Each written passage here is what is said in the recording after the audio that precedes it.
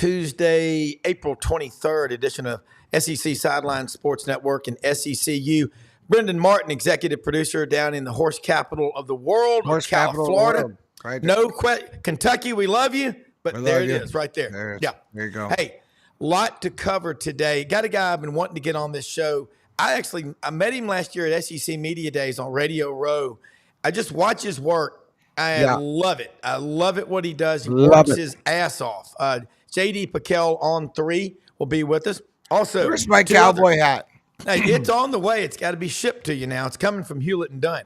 But Yancey Porter, I feel like there's going to be a limousine's going to pull up out front with like a cowboy hat. It should. It should. I'm pretty excited. And they'll do it.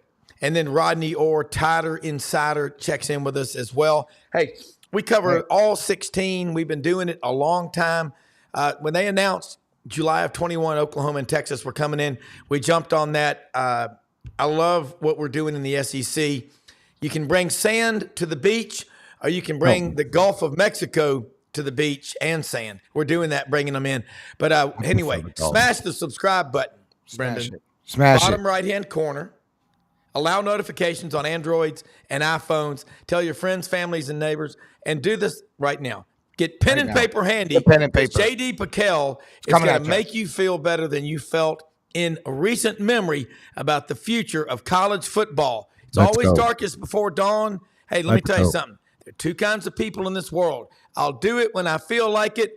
No, you got to feel like it. You got to do it so you will feel like it. We're going to talk college football. Here we come. Right back. Here we come. Yep.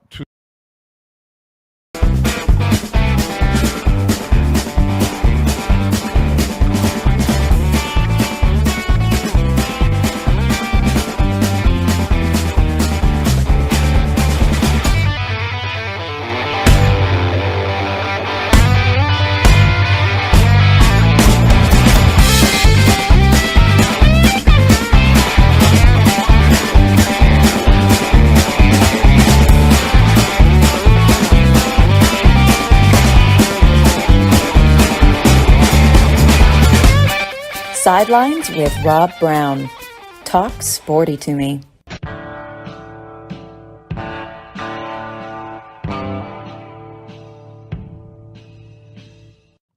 All right, JD Pickell be with us with On 3. Brenden, I love what's going on around the country in college football. And I think a lot of people are concerned about where we're going. JD Pickell, I think he just went to sleep. Hopefully everything's good. He should just dial right back in. Yeah. Okay. Yeah. And what we got to do though, I think when you look at the SEC myopically, which we can be guilty of, you've got to step back and look around the country at college football, college sports. And I think that what I'm seeing is a lot of people out there that are just worried, sick that, we're done. College football is out of here. I feel as good as I ever have about the future of college football, simply because of the people that we've got covering it. And JD, you've been playing sports all your life. About it. Your story when you were at Cornell, so you were there during the virus, and my middle son, Wilson, was in school at Auburn during the virus, and they never stopped in-person learning. Cornell, let's just think about the academics. What were you studying up there? So I started in communication and thought it would be a pathway into broadcasting, and it ended up kind of being a dead end of sorts for me. As I got further into it, I was like, are we going to get into journalism? We're going to get into some broadcasting stuff. And nobody told me there was no broadcasting arm to it. So I was like, all right, well, I don't think I want to go into something that communication would lead me into if it's not broadcasting. So I pivoted into hotel administration. And I'll tell y'all, school got way harder. Was doing a lot more math classes, but it all worked out. And glad to be doing this now for a job. So the long answer there is ended up graduating with a degree in hotel administration from the School of Business. Yeah. Cornell the premier Ithaca, school right? in the country. Ithaca, yeah, JD. that's the one. I like his modesty. I have partied in Ithaca Falls, like the deal. I literally I was crossing the stream above the falls. Rob, there's like, I don't know. It's like this gorgeous. There's this natural waterfall, I guess, and you can sit there and you drink all day, you hang out. There's like these little water hole, like mini caves and stuff. It's really like a cool deal. It is beautiful. Anyway, so I'm crossing. I'm a camp counselor up the road, and I'm crossing the stream in the summer. And I'm from Colorado. I've got my 12-string, brand new 12-string guitar that I'm going to go play for all my friends and fam. My buddies down the streams. Like, I think I'm pretty cool. And then I slip backwards on some like slimy rock, and I smash it completely. Like, the whole thing's like, my pride drops like 19. That's my like Ithaca story. That's right. When y'all were, his dad was I obviously have trauma from the guitar. So because your dad was his dad, Buddy Martin's a great sports writer, GatorbaitMedia.com, and was the sports editor of the New York Daily News when you lived up there. And what his dad's famous for, in addition to being a great sports writer, back in '92, he kind of started these pregame college or pro football shows with Terry Bradshaw and the crew at CBS. Show him your dad's Emmy. Your dad won an Emmy, which is pretty. I don't have an Emmy. There you go. There it is. There it is. That's CBS. nice right there. That's like 1992. Yeah, that's the year I got. Yeah, that's right. That's a great year. All right, JD. Also, Cornell, by the way, known for the Department of Ornithology, the top maybe in the world. I'm a big bird watcher. I got to be a bird watcher in the Boy Scouts before I started hunting ducks and everything. But you live in the most magical city. I live in Memphis. You're in Nashville. Yep. Why can't we just either keep media days at Nashville or Atlanta? I'd get up in the morning to go run, and all that construction, it was kind of crazy. You'd be running, and all of a sudden, here comes a bus. All the streets were all messed up. But that SEC media days it's a great time. You've been doing this a few years. Let's talk about the state of the SEC. And you being from California, you can relate to this about tectonic plates, the San Andreas Fault and all. What happens down here reverberates around the country, as well as what happens around the country reverberates to us. And take it from here. We're doing too much talking. You take over. No, I love it, man. I love it. No, I mean, you mentioned from Southern California, so it's always a little bit funny. You take a peek at the comment section. You want to interact with your audience, and every now and then you see these comments that say, "This guy, man, SEC homer." I'm like, well, I mean, I grew up, not too far from the Pacific Ocean. So if that's what it is, I did spend some time in Atlanta, to be fair there. But no, I mean, I think that the state of college football is this thing is kind of off and running as far as where it's headed towards that whole super conference era. And I think the SEC adding Texas and Oklahoma, and I not only put the SEC media days in Dallas this upcoming year, but it also, like you mentioned, kind of got that ball rolling with the Big Ten, and they had to answer and add some more teams. So I think the thing about college football right now is we still have that Saturday afternoon product that I think everybody still gravitates towards, but we're continuing to push the envelope. And I say we, the powers that be in college football, continue to push the envelope from expanding the playoff to the Pac-12, rest in peace, is now not a thing. And so I think the best way I could describe it, I think college football is in a stage of transition. And it was actually, I think it was Barstool Big Cat that went on an Andy Staples podcast maybe this time last year. I think he said it perfectly. He's like, let's just get to where everything's going to settle. Let's get to the resting point, and then we can build forward from there. Because right now we're like, is Florida State going to the Big Ten? Is Miami and Clemson going to X conference? So I'm ready for us to reach like a new normal, if you will, which feels like a far cry from where we are right now, but a state of transit. But nonetheless, it'll make for a lot of exciting games this fall. Yeah, and I don't want to see growing up. I mean, I've got two boys and two girls. They have grown up, and I remarried. I remarried a Vol for life. And now I've got my oldest daughter, Mallory. She's an Alabama grad. Everybody else in the family, whoa. There you go. There you go. My best friend from childhood, 2 days apart, Alabama grad. That's the way it is down here.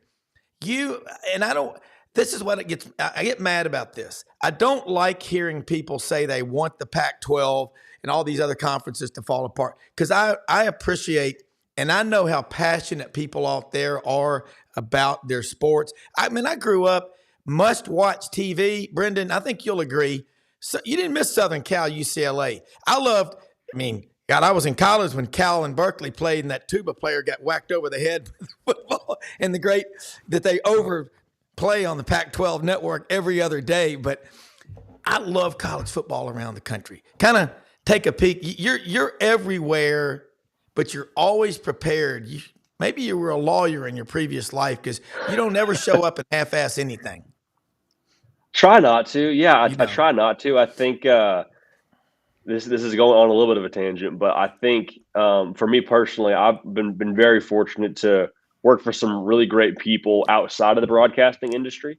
Before doing this, I worked for a startup home care company that was phenomenal. I did recruiting for them on the corporate side, and that was a blast. Would go in during the lunch breaks that I had a couple of times a week and go shoot stuff for a YouTube channel that I was doing pseudo independently back then, but had some folks that were phenomenal with helping me produce it. But all that's to say, getting the chance to do this and having done something else, I don't want to go back to doing something else. And that's not to speak ill of anything else that I did before, but it's like, hey man, like this is, I fully recognize that I'm doing a dream job. If that kid that was in communication, undergrad at Cornell could get a peek at what we're getting to do now, he would say, all right, you don't screw this up now. So that's the mission every day. And so I'm really grateful.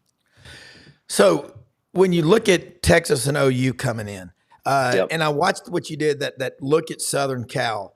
I mean, again, they're serious about their football. That's an iconic brand.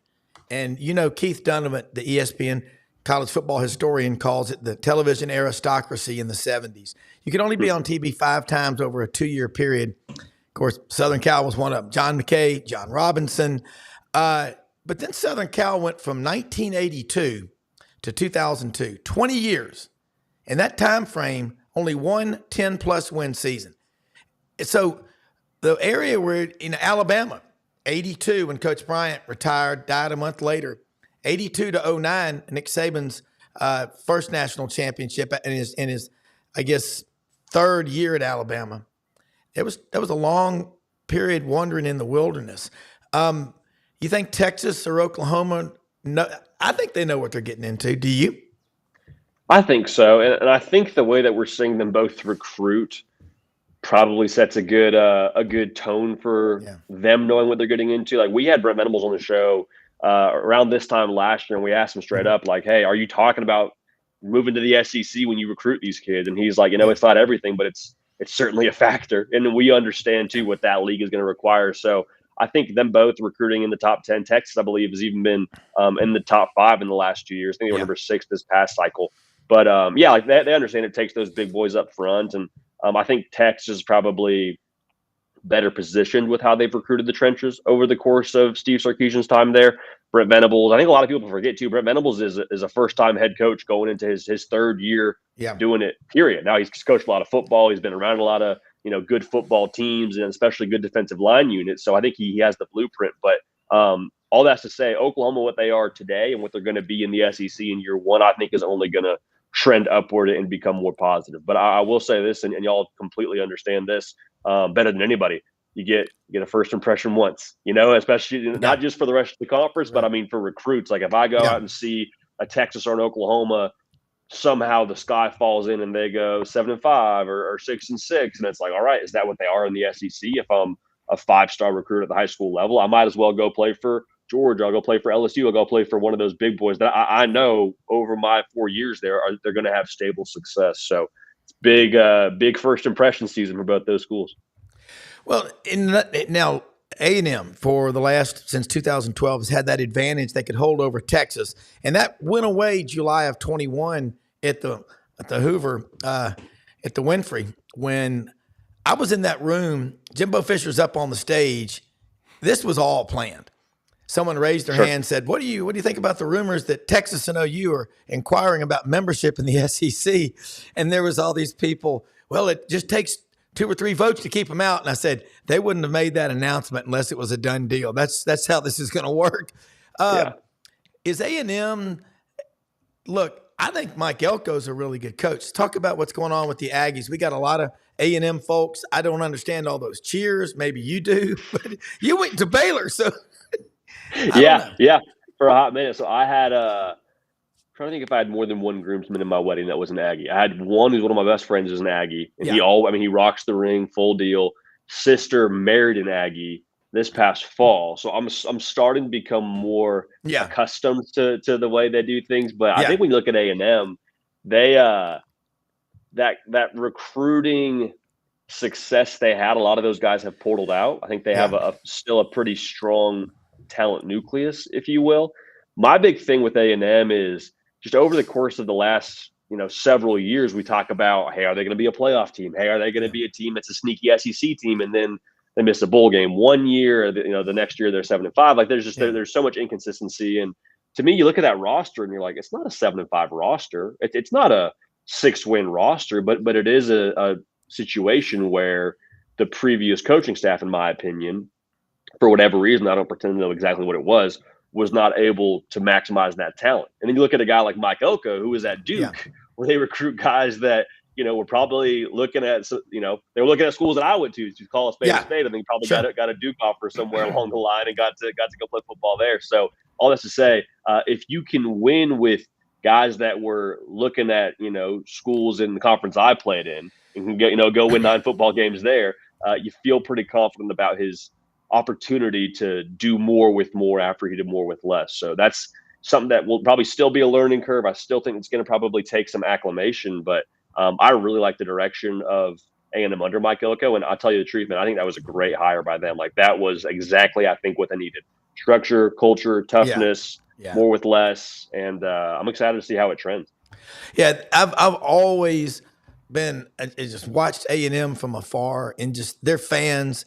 When they came into the SEC, Pat Dye was still living in Auburn. He said, they're going to fit in this league. He goes, they're a perfect fit. He said, every building you walk in, you got to take your hat off. You do something more than twice, it's a tradition. Speaking of Baylor there on the Brazos River there. That's the one. We sold a lot of bonds for that one too. That stadium down there. I think the economic impact, RG3, guys, I think the economic impact in terms of fundraising, branding was like $250 million plus. Crazy. Got a great medical school. Crazy. Got a law school too, don't they? Got a law school. Yeah, you got Magnolia out there. The HGTV show, Chip and Joanna. They're the unofficial mayors of that town. I want to ask you. I'm fascinated with the Jaden Rashada story. I have been since the beginning. Sorry to switch gears, but I can't let it go with have you on the show and not talk about it. So I've been following it, from Jump Street. Obviously, we do. I'm Gatorbait. I'm co-owner with my father of Gatorbait, so clearly we're on top of it.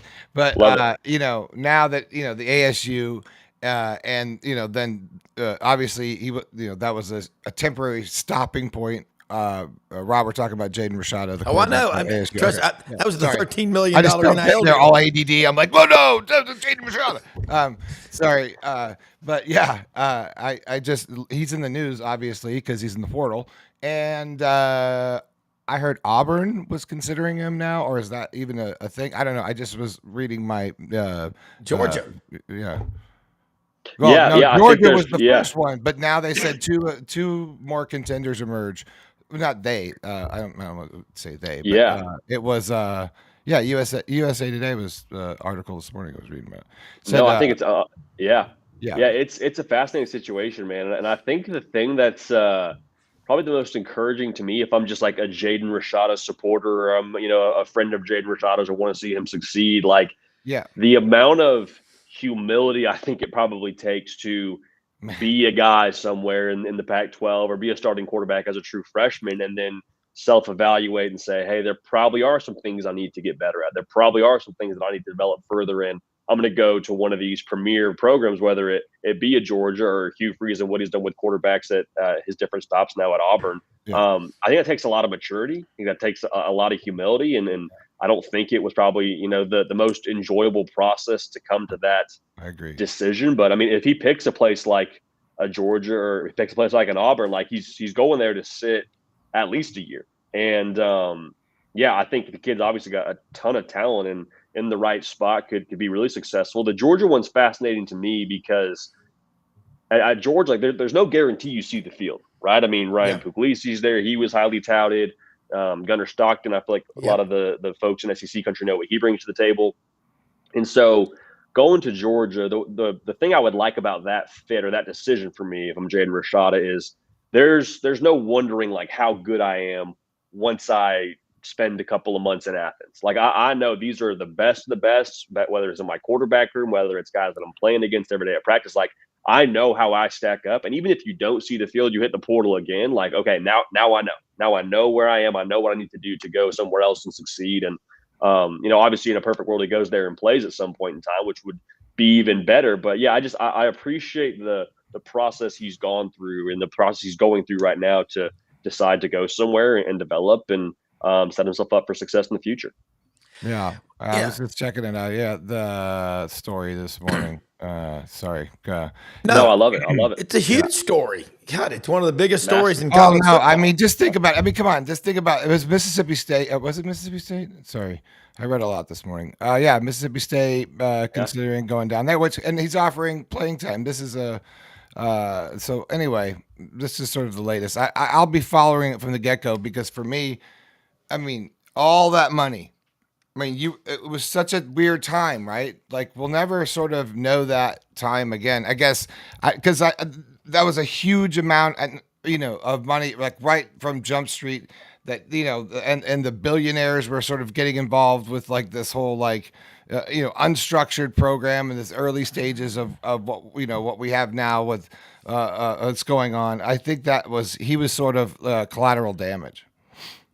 Yeah, it was unfortunate, and you probably felt a certain kind of way on both sides of things. Like if you're a Florida fan, you're like, hey man, if you weren't getting what you were promised, like, is it not still worth the however many $1 million that we were going to pay you to come here and not have this whole rigmarole publicly? If you're Jaden Rashada, you're like, no, I was promised this amount of money. Yeah. What kind of good faith does that provide when I get on campus to know that there's not going to be more I'm at ASU things right behind now. closed doors? Yeah, it's hot. Like, yes, I don't want to be here right now. 100%. Yeah. Like, it's not a good deal for him to go to that from Florida. Like that was like, and he was excited, like he had some like legit, like he wanted to be a Gator. You know what I mean? Like you could see that when he was on campus and stuff. And I don't know. I really am pulling for the kid. And like I said, I think it showed a lot of character.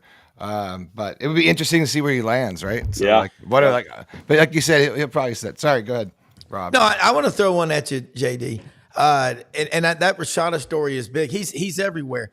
I think the most significant intra-conference move of an assistant coach from one school to another that I don't think enough people are talking about it. I'm sure you have. I know we have.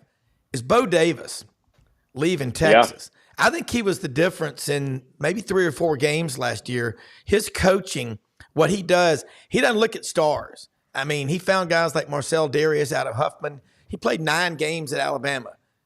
By God, he made the $1 million hit on the femoral or the humerus bone of Colt McCoy in that national championship game. Yeah. But it wasn't intentional. It was just he's a big guy.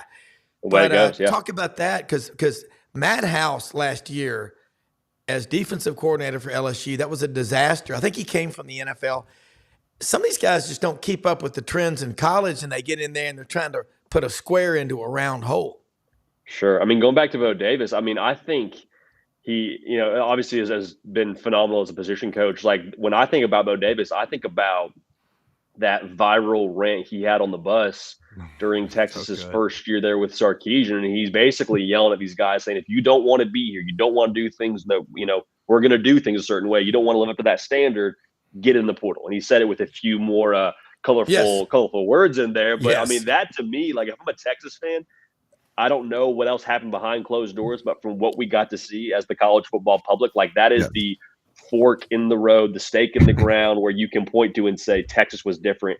after that season. I think Bo Davis culturally was a massive part of that. So if you're an LSU fan and you watched last year's product defensively looking nowhere near what you've come to expect in Baton Rouge, where you're letting up like 30 points a game, and I'm sure Tyrann Mathieu and Patrick Peterson and Glenn Dorsey, all those folks probably just felt some kind of way about that. You bring in a Bo Davis who culturally can kind of change the temperature of that room. I think that could be his greatest impact outside of what he does from a actual coaching standpoint on the grass. So him and Blake Baker, man, I'm really excited to watch them together. Blake Baker and what he did in Missouri is super aggressive defensively. They're going to, I think, play a lot more to the tempo.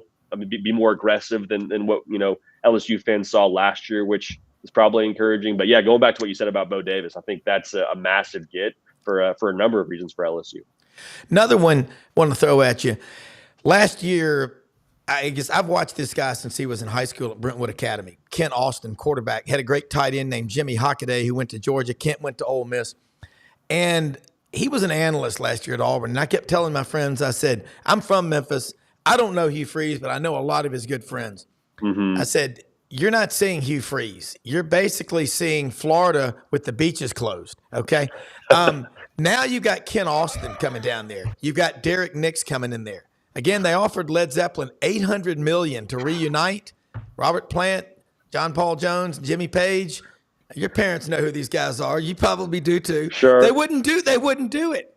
But Freeze has got the band back together, and there's a couple of other guys behind the scenes. And you got to go visit the Starship Enterprise. I'm sorry, the Woltope Center.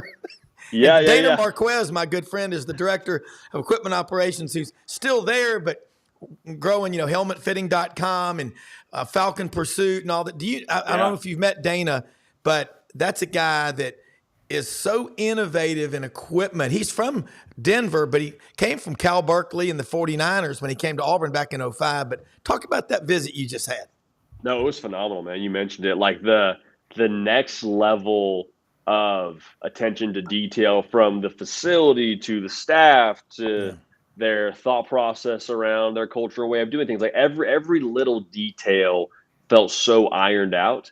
And when you talk about what Auburn's going to be in the future, we talk a lot about talent acquisition and what they've done through the portal and recruiting, and that's massive. Obviously, you can't win without that. But I think the extra level of attention they have is going to make the difference in those games where you lose the 4th and 31, which I know made people sick. You saw the game against Georgia where it comes down to the last drive, and so for the margins to be so close his first year on the job, where they're trying to throw a roster together through the portal, they got a quarterback who missed all of spring practice. Like last year was a cram session for them in terms of trying to get ready for that test the night before in the SEC. And so if to be that close your first year, I think if you're an Auburn fan, you're like, all right, well, what happens when we actually get our feet underneath us? What happens when we get our roster underneath us? And so I think one of the biggest takeaways from the visit was the fact that they feel very confident internally. They know what's being said about them. They know all the perception of them nationally. And I think they have an extra level of confidence too because of Hugh Freeze running the show. Because of Hugh Freeze, I don't know if we're saying publicly he's calling the offense now, because I know that got Coach Nick's in trouble a little bit. But it's going to be a Hugh Freeze offense. He's going to be in charge. And when Hugh Freeze is running the show, man, good things happen. And we saw that multiple times last year when he kind of grabbed the controller for a few games. So I'm excited about Auburn. And the visit was phenomenal. Yeah. All right. And look, I know you got to go. I got to ask him first before you can't go. Okay. So Billy Napier is going to be the OC. I mean, sure. Okay. Is that good? Let's just start there. I mean, it's a great question because that was my burning desire to as a Gator, obviously, and then there's Gator media, but obviously I'm a huge Gator fan. I really wanted an offensive coordinator. Yeah.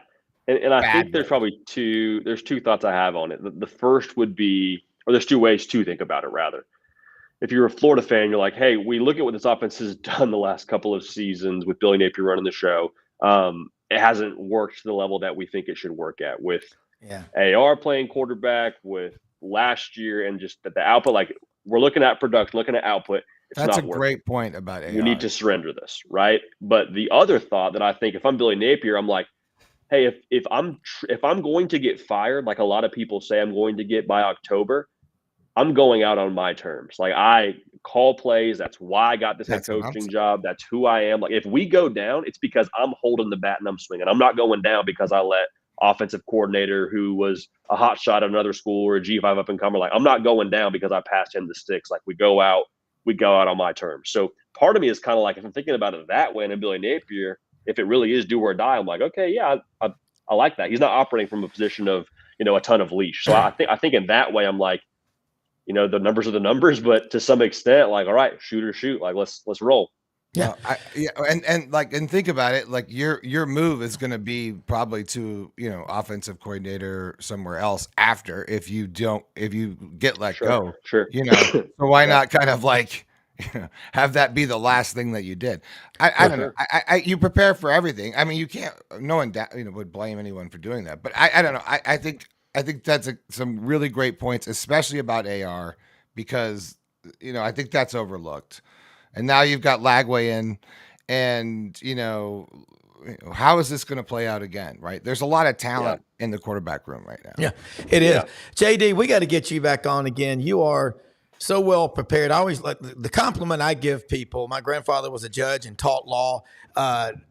You come in like a trial lawyer. You're versed. You're like a Swiss Army knife. You can pivot. And when you're dealing with an ADD and an OCD guy like me. You're a Swiss Army knife. And a financial advisor on top of this for 33 years, dealing with markets. Everything gets back to financial markets. Getting rid of coaches every 2 or 3 years is like churning an account, versus a long-term hold, the Warren Buffett mentality. But I love let's do this again. I know you got a big day ahead of you. Look forward to seeing you in person next time I'm in Nashville. We go up there a lot. We've got a lot of people we work with up there. How do people follow you, keep up with your great work? We got to have more JD Pickells, man. I know you're going to end up having a big family one day, but I appreciate your attention to detail, and you know what you're doing. And Brenden, this is one of the best ones we've had. So we really appreciate your time. Okay. I really appreciate that, man. No, I mean, genuinely, y'all do a phenomenal show. This will not be the last time we get together, but I appreciate y'all and your passion for college football. To answer your question, if you want to find me on YouTube, you look at the On3 YouTube channel. We're live 3 times a week there at 11 a.m. Eastern. If you're more of a podcast consumer, just type in The Hard Count with JD Pickell, and that'll pop up there. But we'll do this again, man. I really appreciate y'all and appreciate y'all's show, and the fact that y'all approach college football from such an authentic and genuine standpoint. Like, this is phenomenal. So I appreciate y'all having me on. All right. Thank you so much, man. Have a great day. Yeah, yes, sir. Y'all too. Thanks, man. Thank you. I tell you what a great guy, man. Yeah, he really is. And I met him, like I say, at Media really Days good guy. last year. And he's he's a young guy, and like he's got, that's like old school, you know what I mean? He's got a lot of that old school mentality. Like, he's very respectful. Like, what a really great guy. Yeah. Well, he first off, get too many guys that, he went to an Ivy League school to Cornell and transferred to Baylor to play football. And then he got, he had concussions, and they just said, you know what, might be time to step out. But love having him on here, as we do this next guy from Hattiesburg, Mississippi. Catch him Monday nights, 6 p.m. Sports 56 WHBQ in Memphis, and Super Talk Mississippi Rebel Yell Hotline with the great crew of Gary Darby, Harry Harrison, Gordon Ford, Chuck Rounsville, the Ole Miss Spirit, Yancey Porter. Let's talk about the Ole Miss Rebels. Franz Beard, I was on Buddy Martin's show last night. He talked about 2 more running backs that the Ole Miss Rebels had brought in. He goes, they are loaded, as Franz Beard, the poet laureate of this show, said. But how you doing, man?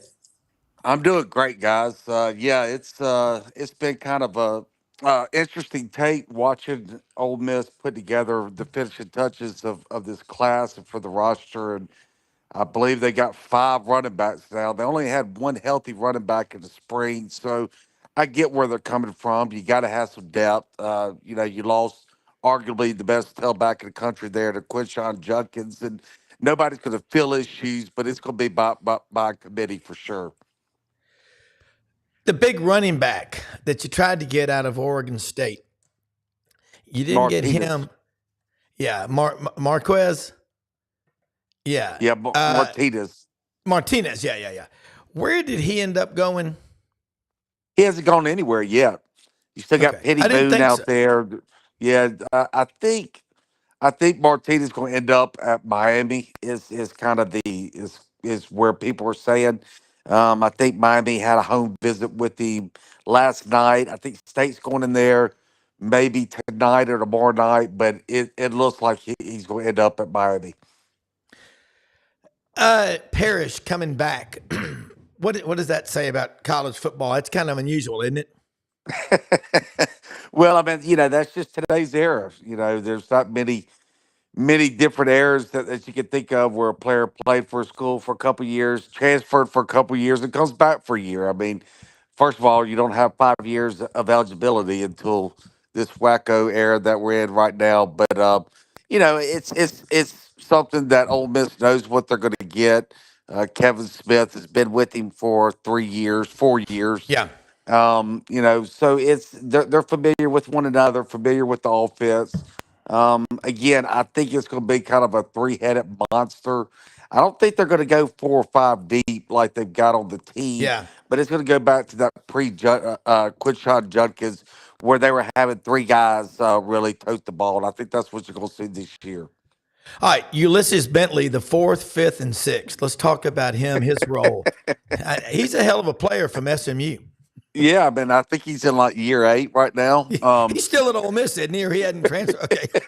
You got to remember, he played it at SMU for like 3 years He before he even did. came to Ole Miss.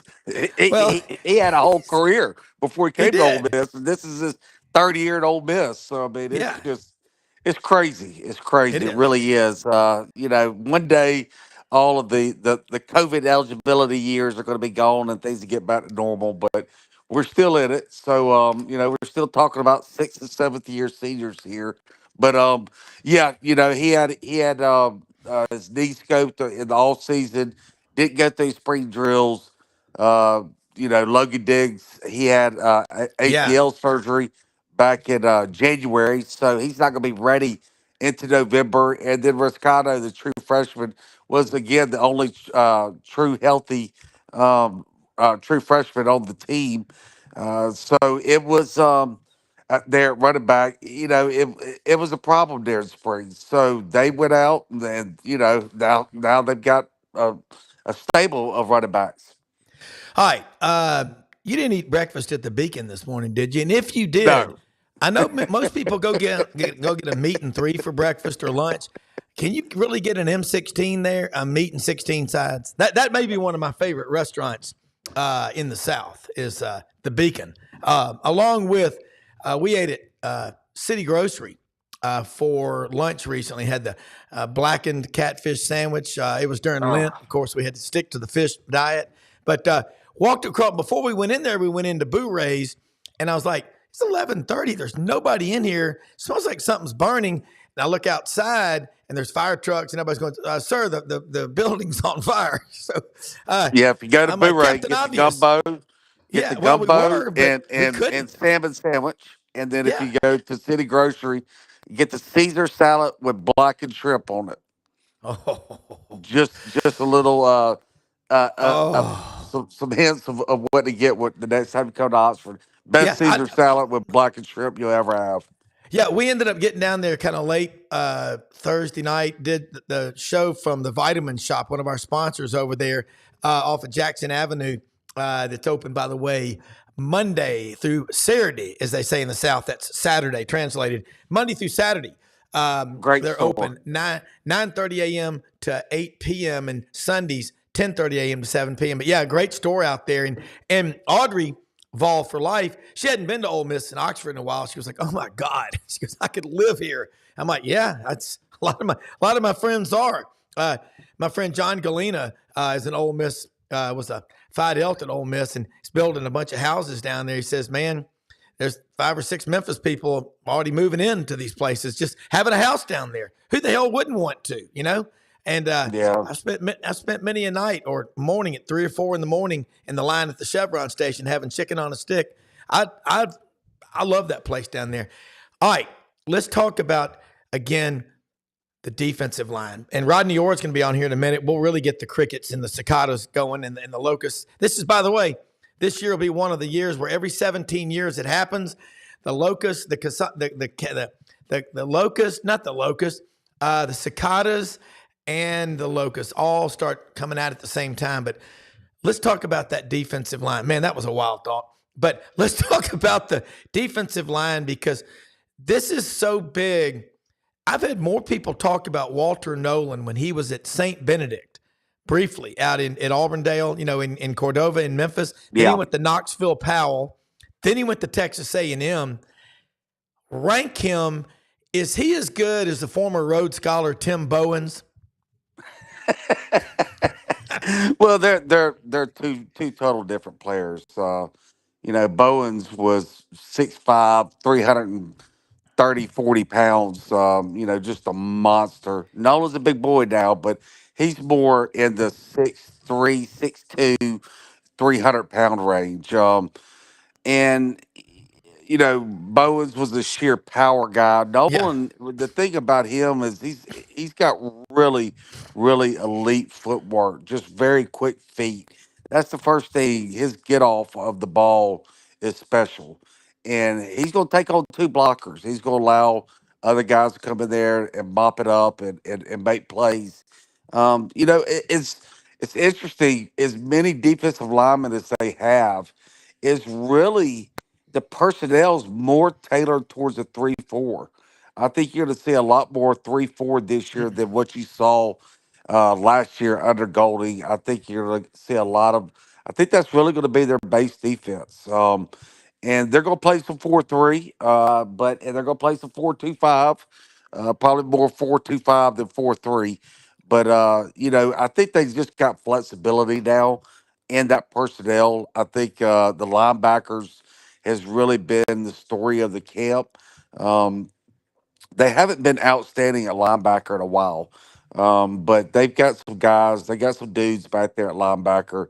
They feel really good about the defense right now. Well, when you think about the defense at Ole Miss, if it's 30, 40% better, Ole Miss could win every game that they play. And Rodney Orr is going to be on with us here in just a second here.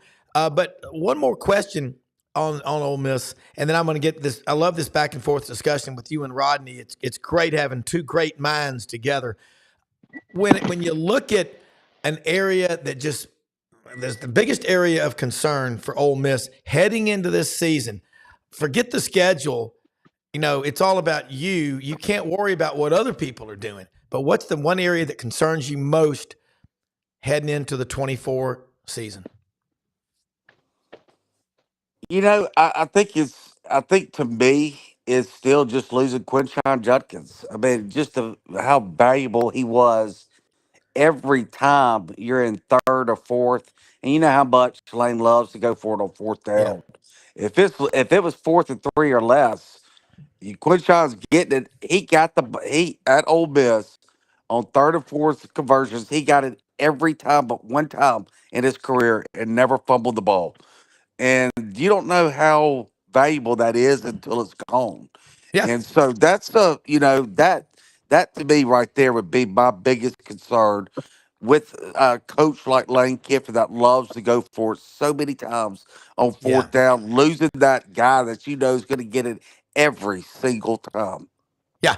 Well, you look at the guys that hardly ever turn it over. I mean, that is, yeah, you're right. That is a huge, huge deal. All right. Let's bring in Rodney Orr, Tighter Insider. It's only $48 a year, ladies and gentlemen. You need to be a subscriber to Tighter Insider to be a Tighter Insider. Watch Tighter Insider TV on Tuesday nights at 6:30 with Rodney Orr and our good friend Gary Harris from WVUA TV 23. The May Veterinary Clinic report, 2 locations, Tuscaloosa and Northport, open every day. Now, Sundays is drop off and pick up only at Camp May for dogs and cats, where they have an outdoor pool for the dogs and connecting cat condos. Remember, we all know the old lady at the end of the street that never cut her grass. She had whiskers and she gave out stale potato chips for Halloween candy. And when they found her, she had 30 cats living in the house. They could all live together. Connecting cat condos, the May Veterinary Clinic. Rodney, how are you? I'm doing well, Rob and Yancey. How are you guys? Doing great. Good, man. Good. We're ready. I'm going to tell you what, I'm looking forward when we get y'all on the video because y'all are two movie stars, Rodney Yeah. and Yancey, talking SEC football. Rodney, let's talk about Alabama. We had J.D. Pickell on the first half hour of the show from On 3. There's a lot of stuff happening. I talked to so many Alabama friends, and my great friend, love this man, John Turner, passed away early Sunday morning. He's the one who turned me on to Oh you. no! Wow. Really sad, and I love that man, and just his son Jack is listening right now, and Jack's my attorney, and John was one of your biggest fans. He hung on everything that you said because he said, first of all, he said not only does he know Alabama, but he's a good Christian man. So honored to have you on here. I just wanted to say that. But Rodney, there's a lot happening in Tuscaloosa. So a lot of people watching this show and listening and texting me going, Browne, we love you. Shut up. We want to hear Rodney. Well, first of all, look, I didn't know that about John, and I've known John for a while. So, Yeah. man, I really send out condolences to his family. I Yeah. mean, wow, John's Yeah. great. Love Was the a great man. Yeah. guy. Yeah. Absolutely. Um, yeah. So, your question, Alabama. I mean, right now, I think obviously it's just what are they going to do with the portal? And clearly they brought in Caden Proctor brought him back. Yeah. And then Graham Nicholson, the number one or the Lou Groza award-winning kicker from Miami of Ohio, he announced that he's coming. And then, I know that Ed Woods, who is a cornerback at Arizona State, he's considered their top cover corner. Um, I know they were really kind of surprised that he went into the portal suddenly yesterday, but he's supposed to visit here. And that's what Alabama needs. They need corners. They need some depth in the secondary. They need some experience. Obviously Damani Jackson is the transfer at one corner, but they need another guy with some experience. They've got a bunch of highly recruited freshmen who did a really great job, but I think the experience. And then, like I said, they got Proctor. They need some more offensive linemen to get their numbers up. So I suspect they'll bring in some guys on the offensive line.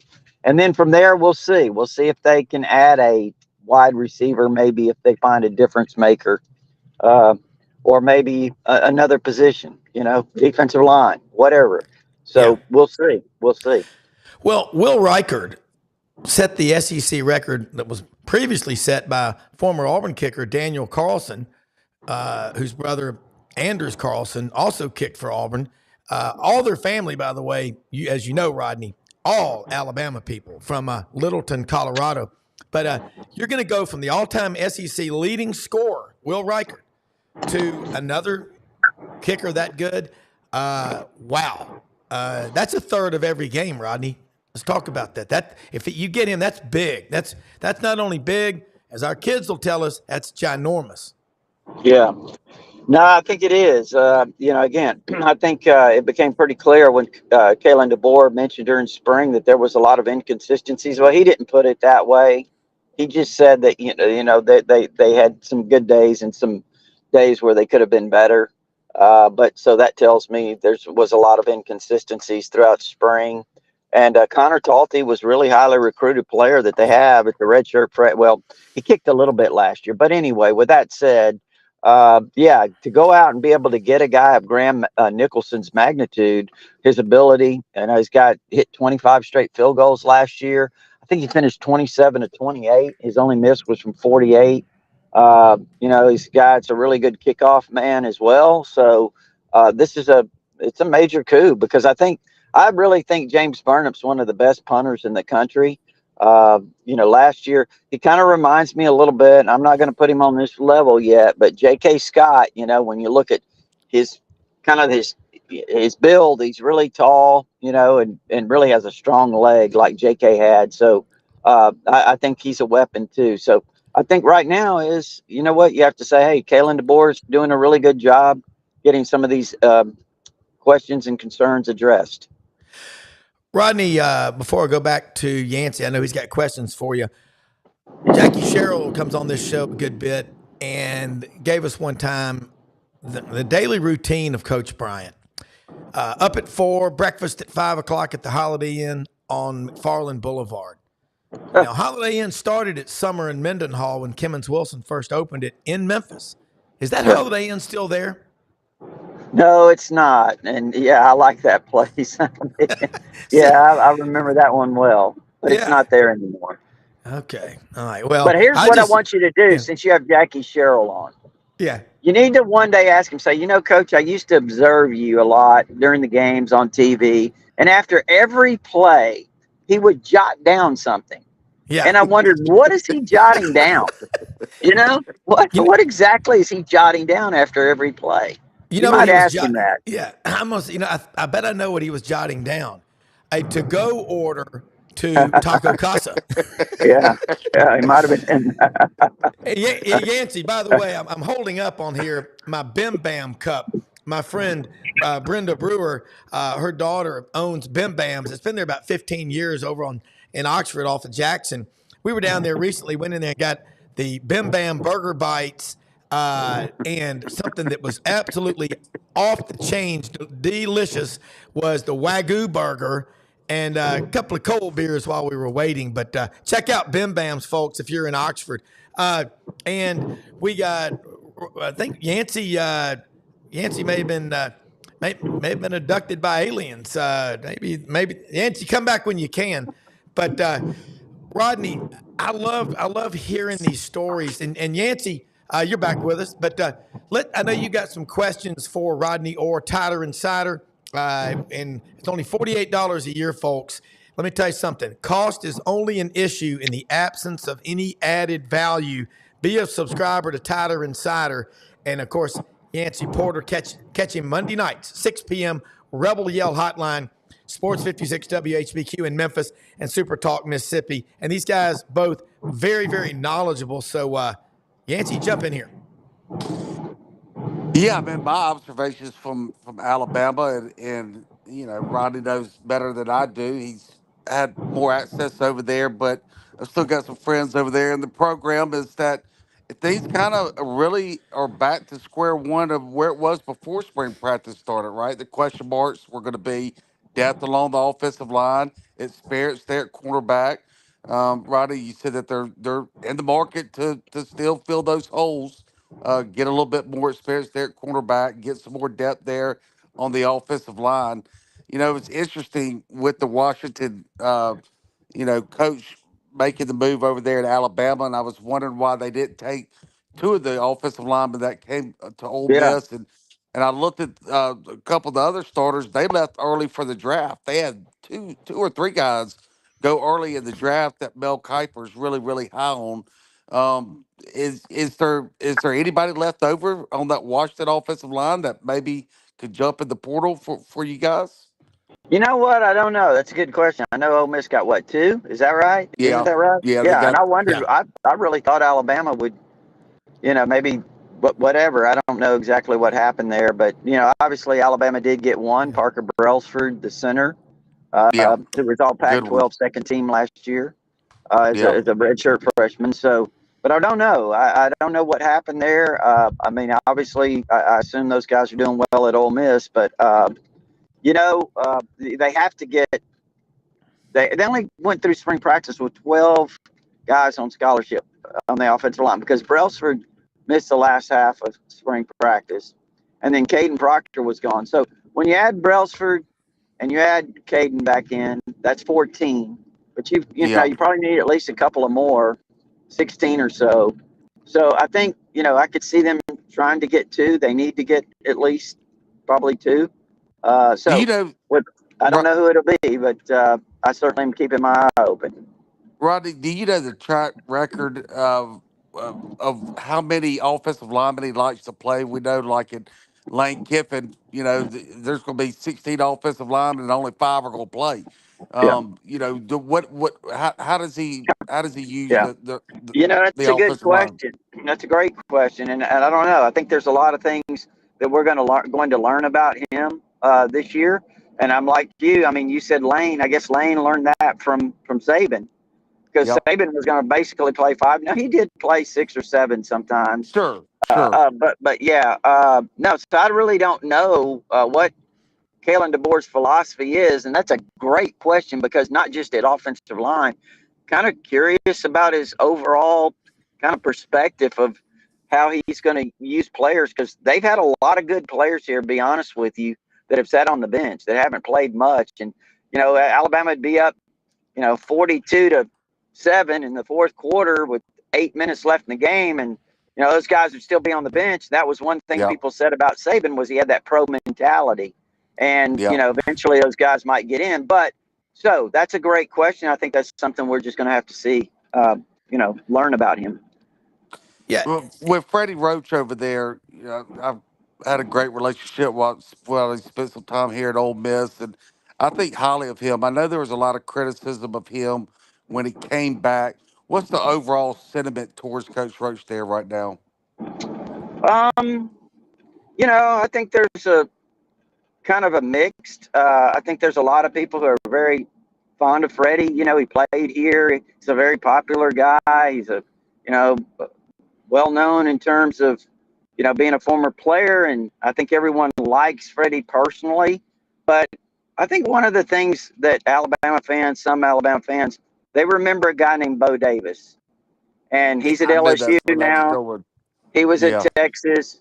And, now Bo's a kind of a volatile name around here too, because you've got people who just believe that almost that he's the reason for all the success they had. I mean, but which obviously isn't true. But no, Bo's a great coach, and Freddie's done a good job. I mean, I think this is going to be a year that I think he's got some really good players. He's got some depth. I was talking to a staff member here at Alabama, not on the field, but off the field not long ago. And he said, look, we've got a lot of talent up front. Can we get it out of them? Young players in certain spots.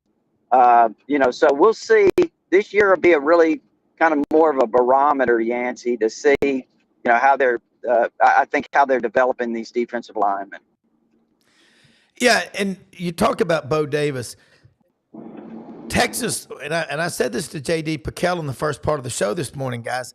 I think he was the difference in 3 or 4 games. It's his coaching, it's his mentality. Yes, you think about is. a Bo Davis. You think about Rodney Garner. I mean, the players, they were scared of him, meaning like you better work your butt off or you're going to be out of here. That's a good thing. You got to get people out of their comfort zone.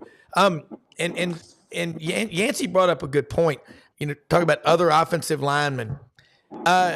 Jason Caldwell made a good point. He said, you got 16 schools in the SEC. That's 80 starting offensive linemen, tackle to tackle. There's maybe, he said, 20, 25 really good ones out there every year. And so everybody's fighting and scrambling. Yeah. But it gets back to what we've always known, isn't it, gentlemen? That's a developmental position. And Nebraska was famous for warehousing these guys for 2 or 3 years in their strength and fitness program. Yeah, and some other things. Eating. Yes.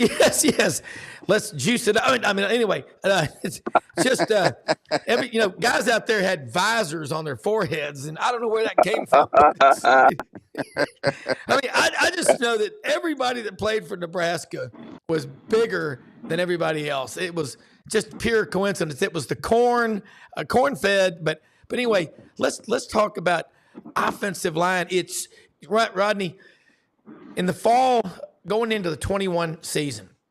And this is just, you pointed out, you said on paper, this is arguably the best class of offensive linemen Alabama's ever brought in. And I'm not trying to say, you were wrong or right. You just said, but that's on paper, Rob. Yeah. And you said they've still got to prove themselves. Brockemeyer is still there. He's been there a long time. His brother left. But let's talk about the guys from that class and how they panned out. That's such a hard position. Well, first of all, yeah, you're right. And that's why I always say it's on paper because, I mean, you don't know what a guy's going to do. And the Brockemeyer, James Brockemeyer, that's just a great example. I'll tell you why. Tommy, his twin brother, was a 5-star left tackle. I mean, and, you talk to people out in Texas. I never forget one of the Texas moderators said he's not a 5-star, he's a 6-star. And Tommy had injuries, never quite developed. I don't know if it was as important to Tommy as it is maybe to James, but James was kind of and I don't mean this I mean, this is just the way it is. James was kind of an afterthought. Okay, you get Tommy if you take James. That was kind of a mentality, right or wrong. That was kind of what people said. And James has really toughed it out. He's got a pit bull mentality. He's done a great job. He's extremely smart. And now here he is, a redshirt junior. He's got a chance to start or play a lot. He and Parker Brailsford, they're at that center spot going to battle. So, and then the other guys that you mentioned, Rob, I mean, J.C. Latham's going to be. Latham is a hell of a player. I don't think there's any doubt about that. I think we're losing some cell phones out there. Yeah, but maybe it's just maybe this is the event. It's all going down right now. Well, but cell phones going out. Yeah, but you think about the offensive lineman and Rodney jumped back in and Yancey's just vanished without a trace. Well, and it was weird. It's weird because his phone keeps trying to dial in, like they're both trying. They're there, but they're not there. But we're talking about offensive line. I mean, you look at it. You pick the school. If you don't sign 10 linemen a year between the offensive and defensive line, you're going to fall behind. Yeah. You're going to be at a competitive disadvantage. Yeah. And there's a lot of schools. I was looking at Auburn. There's only 3 offensive linemen that were there that have been there for more than a couple of years. Wow. That was the downfall of Gus Malzahn, was just on the offensive line compared to LSU, Georgia, and Alabama. Because at Auburn, you're just going to look at everything revolves. What are they doing at Georgia? What are they doing at Alabama? Because they're going to play them every year. They're the 2 oldest rivals. Now, Florida was Auburn's 3rd oldest common opponent before they had to put that one to rest for a while. And I got to tell you something. I know we've got a new schedule and everybody's going to be playing more often. But Uncle Charlie on this show back in the fall of 2019 had the algorithm, which would have meant if you stayed at a school for 4 years, you'd play at every school in the conference at least once, and they'd play at your stadium at least once. So we're going to get that. Rodney, glad to have you back with us. But you're talking about the offensive line. I got to talk to J.C. Latham last year at Media Days. Big fella, hell of a player. But you were making a point about the offensive line. We know about Brockemeyer just sticking it out, working his tail off. His twin brother left. Yeah. And they're both from Trinity Episcopal, I think, out in Fort Worth. And it's just a hard position. But wouldn't you agree you've got to sign 10 linemen a year in every class, portal, high school, whatever? You try to have 5 offensive and 5 defensive linemen. And if you're not doing that, you're falling behind, aren't you? Yeah, I think you're right. I mean, I think you've got to sign that every year. That should be your goal. And, yeah. So I think that's, Alabama obviously has to make up some numbers because some of the things that we've talked about, the attrition. So that's a really key spot. Like I said, I do think the defensive line has plenty of numbers, Rob, but we'll see how they kind of come around and are developed this year. Yeah. Yancey, you're back with us. Offensive and defensive line, we're talking about, in Alabama, you want to, in every school, don't you agree? 5 offensive, 5 defensive. In the case of Ole Miss, you've got 3 or 4 of the top 5 guys available in the portal. That could translate to a couple of extra wins. And in a 12-team playoff, I don't think the pressure's there to go 12-0. You're going to want to win every game. Please let me know if you're not going to try to win the game. I'm not going to go. But, kind of expand on that. Rodney made great points. I think the Georgia game last year really exposed Ole Miss's depth there at the offensive line, and that was the number one goal in the offseason, was to get more depth and just get better in general on the offensive line. Not only they returned 4 of their starters, but I don't think any of those 4 guys feel comfortable that they're going to be the starters come this year, outside of maybe Micah Pettis, and he was out this spring with an injury. But they needed to get more depth. We've talked about it before. They lost their 2 starting tackles the week of the Georgia game, and Georgia just absolutely manhandled them. And it showed that you got to have depth, and we talked about it, earlier with Alabama's the board there, coach. How much does he rotate those offensive linemen? Lane doesn't. Just like with Saban, the game can be 42-7 in the middle of 4th quarter. He still got to start an offensive lineman out there. So when you don't play but 5 basically the whole season, and then you get injuries, those guys need to have some gel time, some rhythm, and it's going to be interesting to see if Lane kind of is more flexible and starts rotating more guys. He's never going to rotate it, or any coach, like a defensive line. You're gonna, offensive line is a whole different beast. But getting better on the offensive line was the number one priority going into that portal class, and they feel like they met their needs, so to speak. Yeah. All right, guys, just a few more minutes before we wrap it up. And folks, do yourself a favor. You saw that QR code up there for Bigger Than Bama. You see that book behind me that Rodney wrote. I feel like the weatherman going, we got a huge cold front coming in from the Pacific Northwest, going to be in here by the weekend. Weekend plans out on the dam at Sardis or Lake Tuscaloosa. Be careful, could rain. But anyway, Bigger Than Bama. That's the book right there I'm pointing at. QR code is up on the screen. It's a great book about life, resilience, and strong, unwavering Christian faith. It's just, get yourself a copy of this book. We're so blessed to have unbelievable guests like Yancey Porter, Rebel Yell Hotline, and Rodney Orr, Tider Insider, JD Pickell in the first half of the show. This is what's fun. Guys, in less than 3 months, we're going to be in Dallas. And Yancey, would you agree with me? And I think Rodney might as well, and Brenden probably does. Far be it from the Texas media to embellish on how good a player from Texas high school is. He might even be a 6-star. Rodney, I know. You know what? That's coming. I guarantee you. Yeah.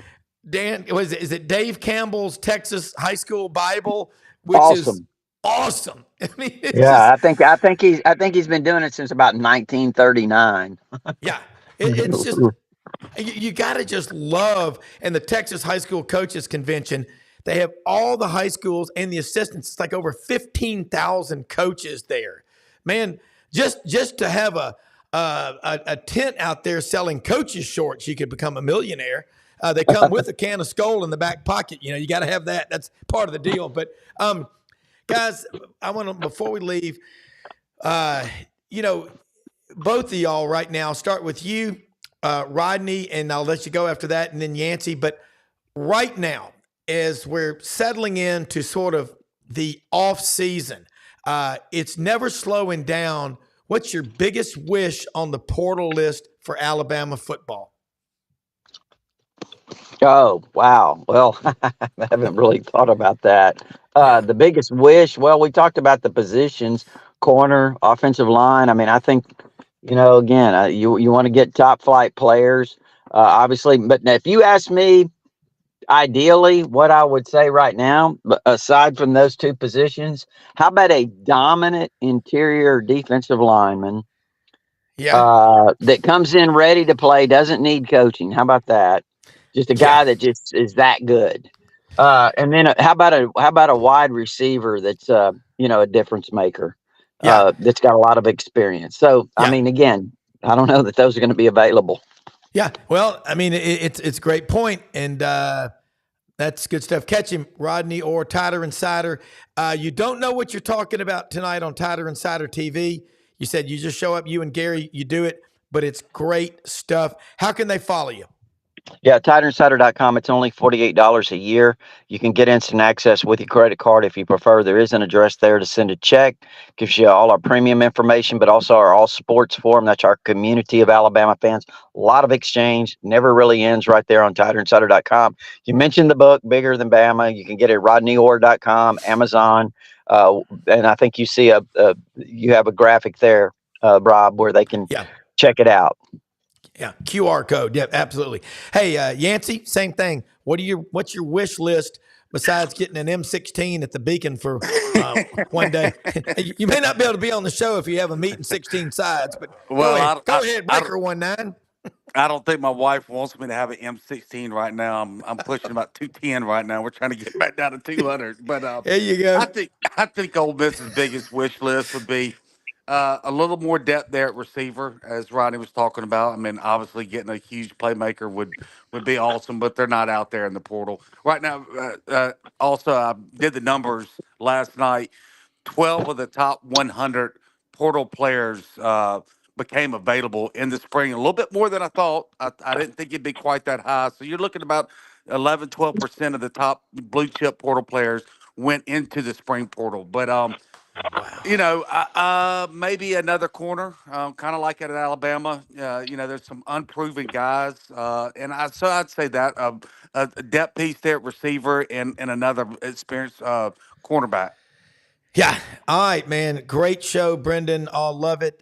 Just say this, man. We live in the greatest country in the history of the world. Just think about that. How many of y'all have ever known anyone who moved out of America and gave up their American citizenship? I've never met anybody, but people will float over here on a styrofoam cooler through shark-infested waters, 91 miles away, just to be here. So don't complain, man. Get out of your comfort zone. Go out and do some great work for people. Follow through. You can't take it with you. They don't put luggage racks on hearses. Think about all the good you can do. And Rodney, Yancey, Brenden, everybody listening and watching, we appreciate you. Please support all of our sponsors. If you get a chance, get out there to Hewlett & Dunn today. They got over 7,000 pairs of boots. They got them made out of everything and anything. Great people out there, Charles and Laura Hall. We'll see you tomorrow, man. We're out of here. So important to shop local and to buy American. For 60 years, Hewlett & Dunn Boot and Clothing Company has been on the historic Collierville Square, and we strive to sell made in the USA products when available. With over 7,000 pairs of Western boots and work boots in stock for men and women, come and see our huge selection of clothing, jeans, and accessories from top brands made in the USA. Please support local business and come shop with us at Hewlett & Dunn Boot and Clothing Company. God bless the USA.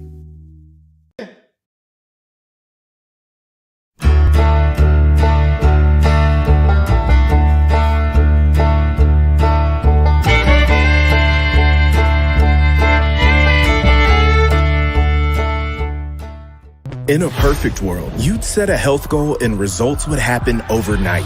In this world, the real world, it takes time, dedication, and the right support to achieve your best self. The Vitamin Shop's health enthusiasts are here to make sure you're not wasting a single moment on the wrong supplements. From the highest quality sports nutrition and superfoods to the most sought after trends, you'll find a huge variety of science-backed solutions for every goal. And the people to help guide you along the path to greatness. Unbelievably, every 2 minutes in our communities, a child is either bought or sold for sex. I am Ari Dickey, board member for the Nashville Anti-Human Trafficking Coalition. Join me and millions of others in our fight against human trafficking and for its victims by helping to educate the most vulnerable among us, our middle and high school students. Go to nhtcoalition.org, become a partner, and help keep our families safe, because none of God's children are for sale.